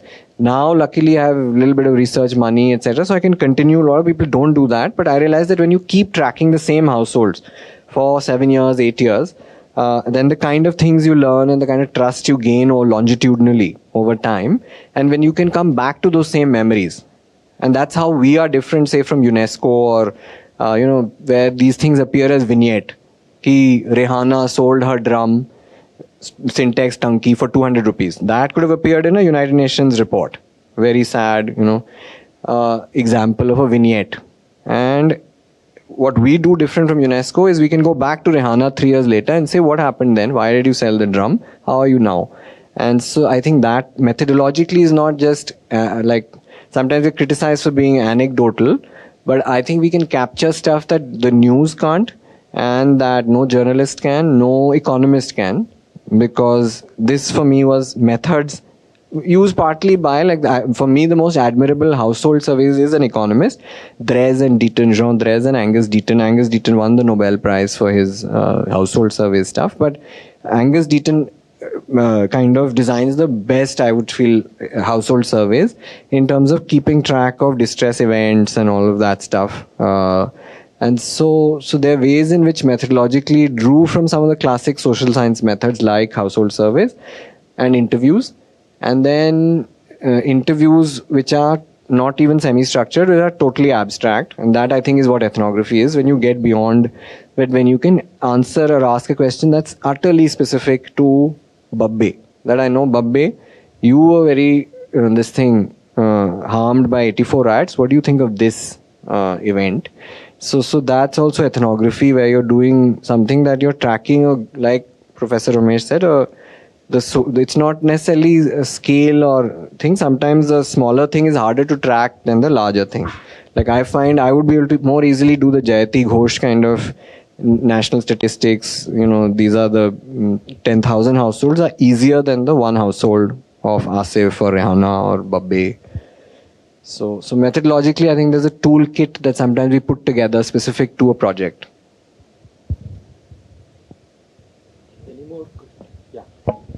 Hi. So I'm going to come. Yeah, I'm Firdaus. I'm a PhD student in the Sociology department here. I'm going to combine some comments that Pramod also made and put my question. So, what is COVID is still what one can call as a contemporary event compared to 1984, which is in some sense contemporary can also be 50 years or 2 years, whatever. So anyway, but it's still a recent thing. So how does the question of memory relate to something which is still unfolding?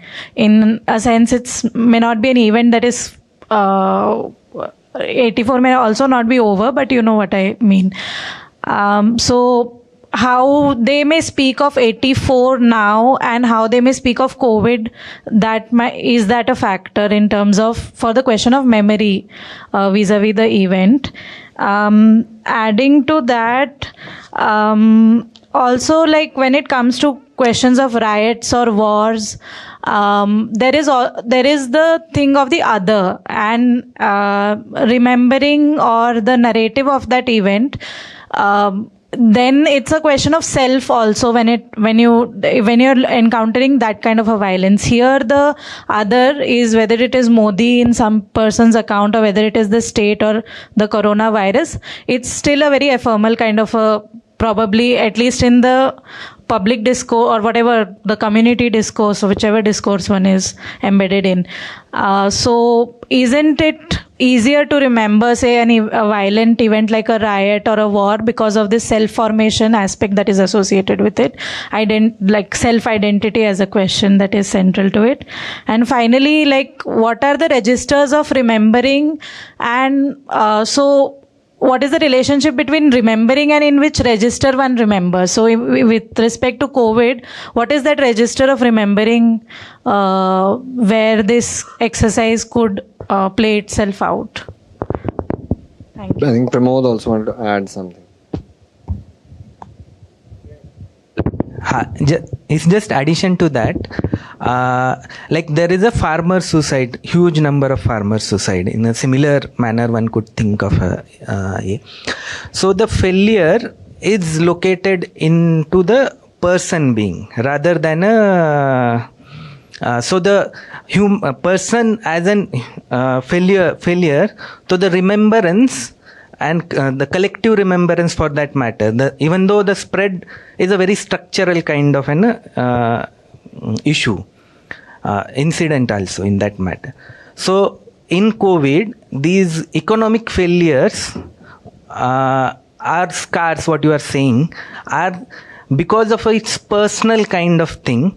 Are they not seen as a remembrance? That's the question.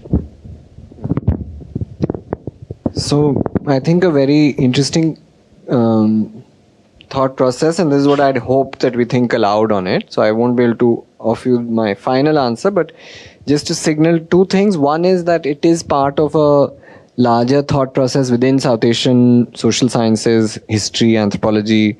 There've been an earlier generation of authors had pretty interesting things to say on this, like Shahid Amin's event, metaphor, memory, or Veena Das asking when does an event begin or end.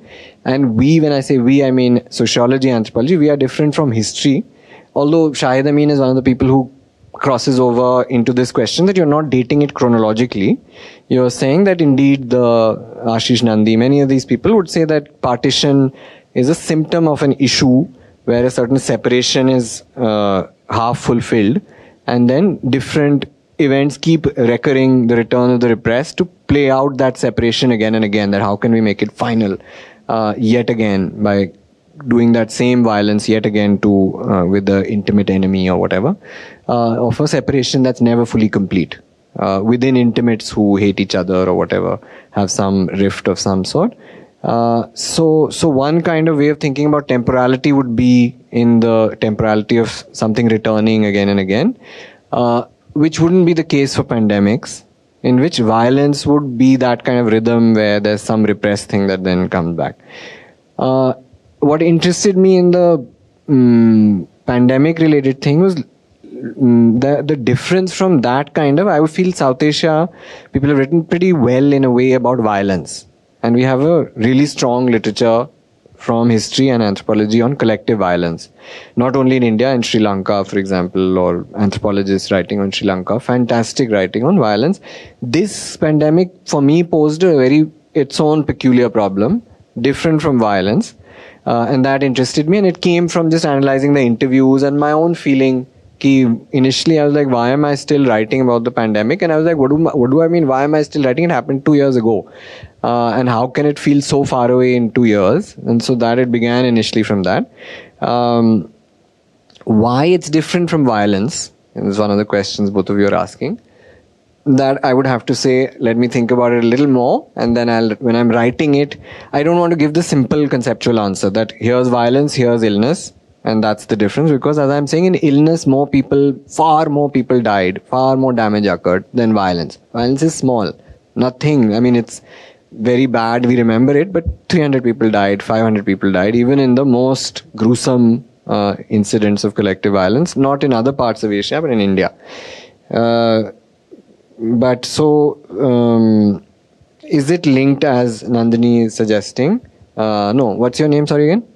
Firdaus. Oh, I thought it was, I don't know why. Okay, Firdaus suggested that one potential answer, that it might be to do with self-formation. So that's an interesting suggestion. I'll mull over it. That violence is linked to self-formation. Jallianwala Bagh could be that. For example, that around Jallianwala Bagh, suddenly the whole country felt that this is us and something bad has happened to us, regardless of Hindu, Muslim, Christian, whatever. In this, I would say that, like these examples I was taking, that the symptom I'm tracking is that the Balmikis remember 84 more than their own this thing. That's the peculiarity of this. That basically they weren't harmed. It's not their self. It is a neighbor, other, pretty distant, Sikhs ko kuch hua, not us.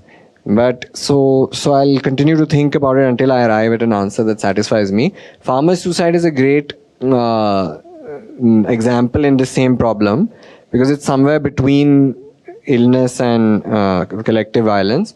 And having done a little bit of my own first book, which was on rural poverty, I kind of never wrote about it explicitly, but basically the point at which, like if one were to study the pattern of suicides and what is the trigger is often some intimate dispute. So it is an economic phenomenon, no doubt. But as an anthropologist, if you were to write it, you would have to think about the literature on kinship as well. That why is it that when somebody's wife has an extramarital affair, that's when they commit suicide. They may be in debt, they can last in debt for years. And indebtedness is really endemic. So it's not the sole explanatory thing of farmer suicide at all. So the question of when somebody feels genuinely hurt, that is a little bit more mystery than just financial distress. So, yeah.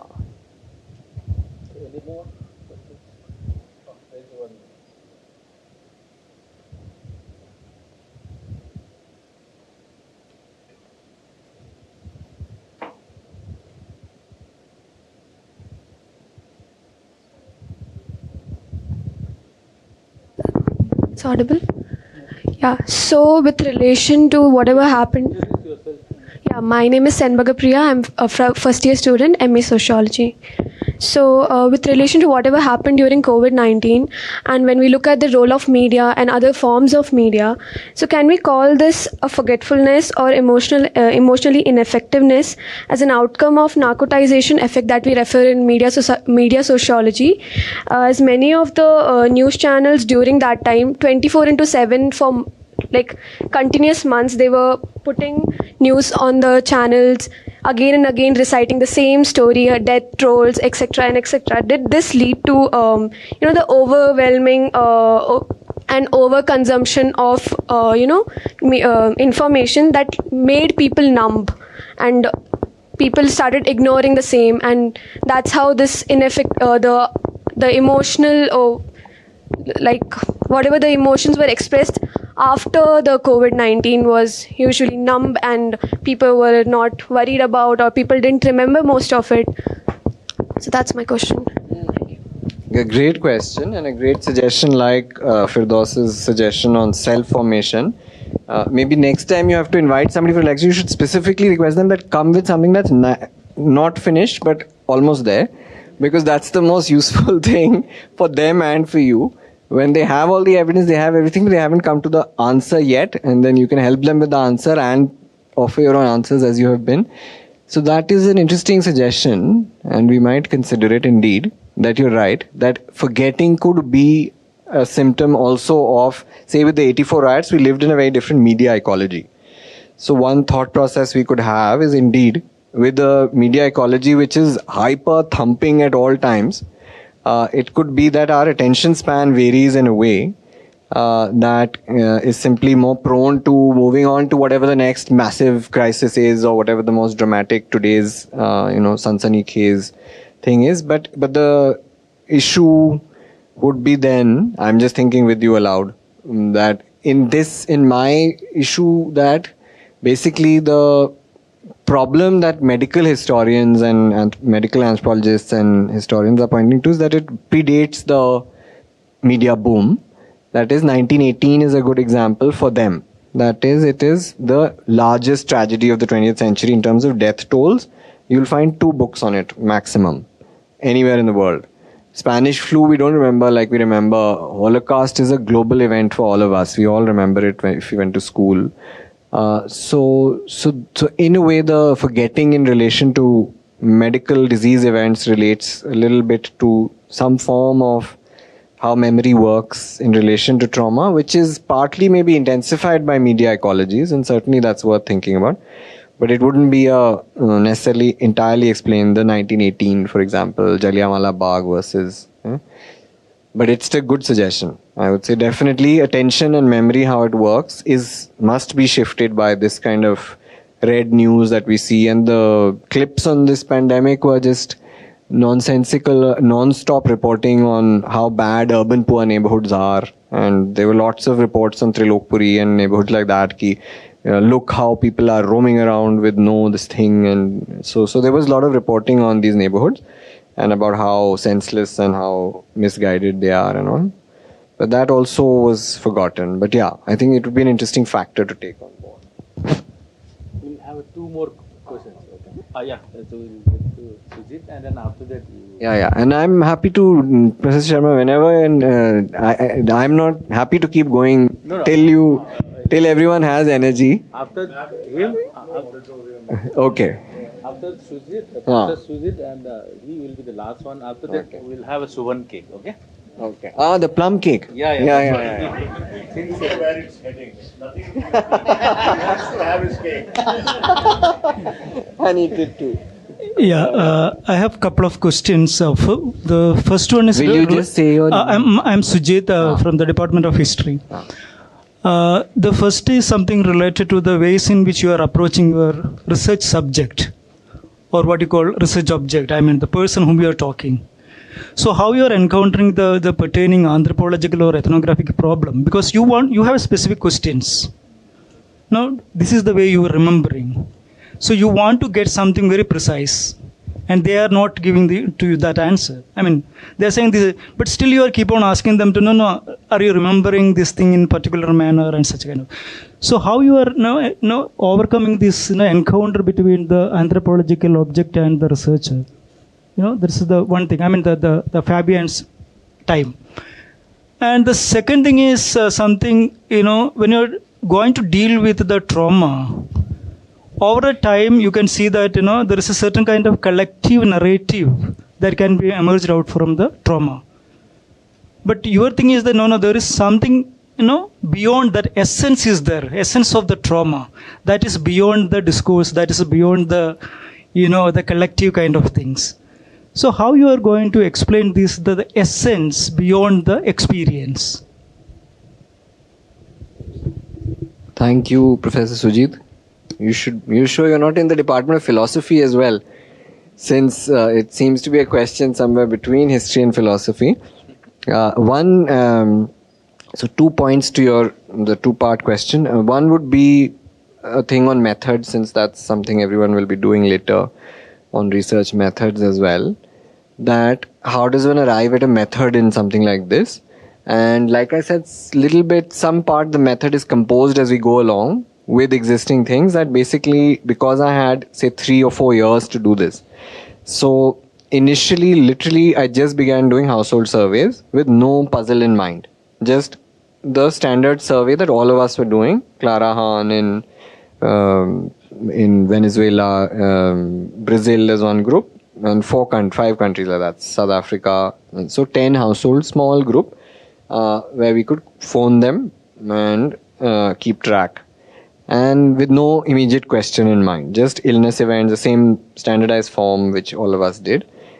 Then from that, I began to review the particular households, what happened with them, and what were the distress events, what were the illness events. Then I decided that because I had a research team luckily, that we'll create a set of charts for every household, 10 households, we'll review what happened up and down. And then I'll come back to each household, 10 of them, to ask them a set of questions that this happened, just interview specific to that household.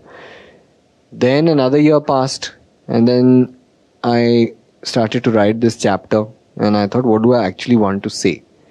Actually a year ago. Then as I began to think about the chapter, I realized that actually this dissonance of memory. So then I began to re-interview the households, that how would you compare it to 84, to other events, and then I became interested in the broader question. So it wasn't that initially, so like I said, that anthropological method, even in Poverty and the Quest for Life, I was saying that it goes from first impressions, when you first visit somewhere, to second impressions, when you get a sense of the local antagonisms, who are the groups, Valmikis, Sunnis, etc. And then ethnography begins as you cut past second impressions. And that sometimes can be on a very specific puzzle, as in this case, to which you design your own questions and your own set of inquiries. The second part of it is a little tougher, as you're asking, that like in philosophy, we have an essence that we will get to. Philosophers would say not all philosophers, but some would say that our most essential question is, say, being or metaphysics. So how will we, through whatever method of philosophy, arrive at the question of metaphysics? In this, I would say there isn't an essence of trauma that I'm searching for, but it's a curiosity that I'm asking them to participate in whatever way. And for me, that's one ethnographic method, that whatever your research question or answer is, you can pose it to people, and they are intelligent enough to think about it with you as part of the ethnography. And you share the question with them and get their answer, which may not be right, maybe their thoughts. So like with Sabina, Rizwan, whatever, they'll say, I told them, bhool rahe, is it the case? They'll be like, nee, there were many scary images which you remember. So those to me are part of ethnographic method, when you're just posing the same problem and understanding what people are, in which it's not native knowledge that they are going to somehow give you the right answer. So I think what I'm searching for with each of them is to give them the question and get a sense of what their this thing is, which can be on as tough a question or as easy a question, which nobody will be an expert. Like, in the same neighborhood I was studying that, what impact, since I began just as the Modi regime began. And so then I wanted to understand what is the impact of such a regime on a neighborhood like this. Hindus, Muslims, how has the quality of life shifted for Muslim households? It's not a simple, straightforward that is declined at all. Many people are doing much better than they were 7 years ago. So with that, I'm sometimes posing the question to them that I am interested in this. What impact has the regime had on life? And they'll share thoughts. So like that, some of the methods are like that. Sir, my name is Subayil. I am from history first year. My question is about the categorization of the events. Is there any categorization of the events which leaves imprints on our mind and would decide that what we should negate and what we should remember? For example, we remember the Jallianwala Bagh massacre even after a century, and we forget the contemporary issue like the COVID and all these things. So that's my question to you. Yeah. So in brief, I would say different disciplines would answer this question in particular ways. So like our colleagues in the sciences would answer this in certain ways. Neuroscience would say that this is how perception and memory works. But they aren't giving us the right answer. Neuroscience I respect a lot. I teach in a psychiatry department sometimes, so I interact a lot with psychiatrists and neuroscientists. The discipline I like least is psychology, which I don't know if there are people here from it. But they do the most, this kind of that very small data set or large, from which a totally global answer emerges. That I did a study with 50 students of my own on sleep, and now I'm telling you this is how human sleep works. So psychology will have particular answers on this, that this is how memory works, it works in relation to, and so I'm partly trying to not do what psychologists would do. But they might have a simple answer, that where there is a very strong, that's why people like psychologists also, that they'll give you a one-line answer. Where moral injury is stronger, imprint on memory will be stronger. So Jallianwala Bagh we remember because it was a moral drama with very evil and very poor people. Some very evil people did something very horrible to a group of people. Same with Second World War. So that will leave a deeper imprint. But I don't necessarily agree with that. Because actually, say, Native American genocide is vastly larger than this Holocaust, meaning the Nazi. So there are particular ways in which forgetting can work for really enormous evil as well. But yeah, psychology would try to give you a one-line answer. Anthropology would tell you a story for 1 hour and then tell you that actually the answer we don't know. But we are, all I can say is we are more truthful than they are. I think it's more to do with ethic perspective that, No, that's all. I think I was just adding to what you said. So thank you all the... Can I ask a question? Okay, please, sir. I mean, it's a very tentative question. In a book you might be familiar with, Dark Hope, the Indologist David Shulman, looking at the Israeli policies towards Palestine, makes a compelling argument, philosophical argument, that it's better to forget than to remember. That there's been so much around the Holocaust in terms of remembering, memorializing, that this forgetting could be more therapeutic, more healing, only if to persuade oneself not to settle scores in a routine fashion, which happens with this. And I think probably, if following from several questions, if you were to say to these people, I'm not saying you should say to these people, but if I were to say to these people, why did you forget instead of why didn't you remember? Or do you mind forgetting? I mean, of course, Schulman invokes a poet and says that in this darkness there are no men of light and no men of no men of darkness. We're all on the side of this or that or the other. But I think this excessive stress on remembering, Proustian stress on remembering, I'm a little intrigued by. I'm not an anthropologist, dare not be one, and so I'm taken in by the APASMARA, the character, and there was a moment when people started pluralizing APASMARAs, and I thought that was an interesting take on the APASMARA and the APASMARAs.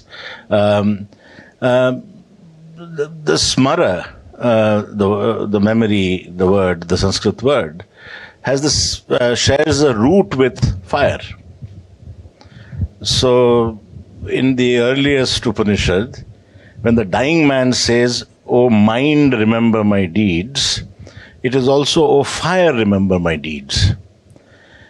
And if one were to play this game between fire and memory, I think one might just get something interesting. I mean, I'm just thinking aloud. Wonderful, really. No, really thoughtful question. Thank you. I mean, all the questions have been really thoughtful. I really am very grateful for the questions. And maybe we had to climax with a very extremely thoughtful question. This fire thing, I mean, maybe later you can tell me what to read on the fire memory connection. That would be very interesting, I think. Like my meetings. But followed by cake. So I'll, I mean, just to say in this, to kind of clarify that the processes of remembering and forgetting, I flag it in very brief, but the reason that maybe in the chapter or the actual written form, I'll need to emphasize this more explicitly. The absolutely important point that forgetting is not a negative thing necessarily. That it is ambivalent, both remembering and forgetting. And forgetting is sometimes extremely healthy.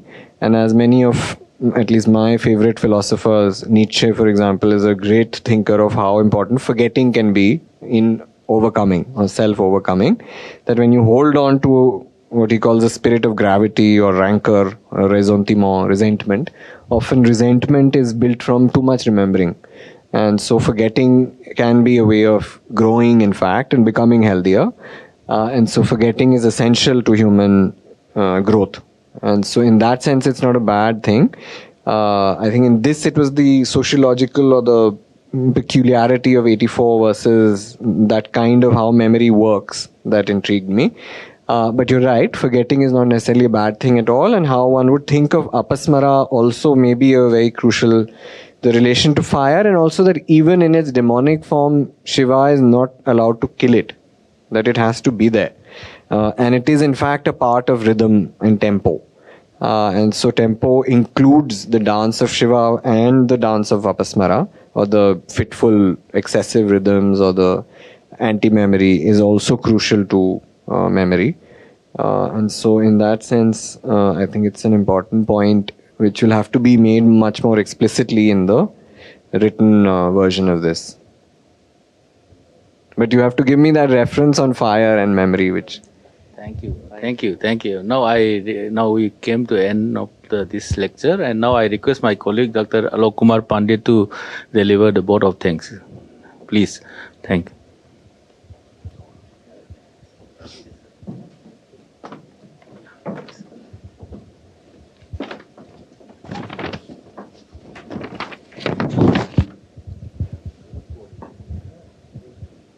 Okay. Good evening. Yeah, I mean, after such a fabulous lecture, I'm just going to do a ritual, but from an anthropological point of view, rituals are as important for memory. So it is my honor to deliver the formal vote of thanks to all those people who have made this evening's distinguished lecture possible. A special thank to today's distinguished speaker, Dr. Bhrigupati Singh, Associate Professor of Anthropology and Sociology, Ashoka University. Thank you, Dr. Singh, for accepting the department's invitation to deliver the lecture. It was fantastic. Thank you.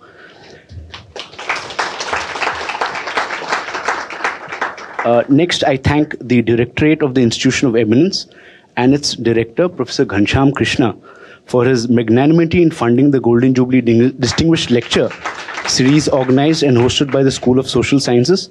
Thank you, sir. He's not here though, but thank you. Without your support, celebrating 50 years of the existence of the University of Hyderabad would be difficult. Thank you. Kudos to our Dean, School of Social Sciences, Professor Jyotirmay Sharma, for conceptualizing and successfully executing with a keen eye for detail, well described, the ongoing celebration of the university's Golden Jubilee through the Golden Jubilee Distinguished Series lecture series. This event has got the best minds in various disciplines on one platform to share their thoughts with us in Hyderabad. The lecture series has also once again brought the departments and centers of the School of Social Sciences together, teeming with intellectual life. Thank you, sir. The unseen faces, minds, and hands without whom the show would not go on need a special applause. The Dean's office team includes research scholars Prithvi, Chiang Mong, and Gyaneshwar. Thanks to all three of them who have been working tirelessly for all these series. The Dean's office staff, Ms. Rajalakshmi, Ms. Meena, Mr. Srinivas, and Mr. Rakesh. The Department of Anthropology team, faculty Dr. Praveen Kumar, MA second year students Hamid, Praneeth, and Prashant for taking care of the guests organizing this. On behalf of the Department of Anthropology, I thank the members for their unwavering dedication to make the distinguished lecture series successful. Thank you. I thank my department colleagues and the head of department, Professor Romesh Singh, for deliberating on the scholars' names for the lecture series and putting all this together, which you finally saw today. And I thank each one of you for making time to attend today's lecture. Thank you.